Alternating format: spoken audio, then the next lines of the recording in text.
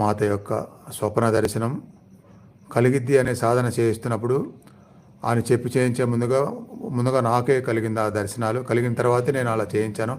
అలా చేయించిన తర్వాత మరో ఇద్దరికి అదే వారంలో జరిగింది. అప్పుడు ఒకరికి చక్కగా సౌమ్యంగా తెల్లటి వస్త్రాల్లో, పట్టు వస్త్రాల్లో దర్శనమిచ్చారు.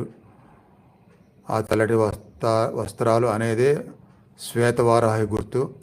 శ్వేతవారాహి అంటారు ఆ శ్వేతవర్ణంలో. రెండో వాళ్ళకి ఆ దర్శనం కాదు కానీ దగ్గరకు వచ్చేసారు, శరీరంలోకి వచ్చేసారు. రెండో వరకు శరీరంలోకి వచ్చేసారు ఆ స్వప్నంలో. ఆ శరీరంలోకి వచ్చిన ప్రభావమే నాకు వర్ణించి చెప్పారు. శరీరం అంతా చాలా బరువుగా, తర్వాత ఆ బరువు వల్ల ఆ బరువు మీదే మనసు కేంద్రీకరించి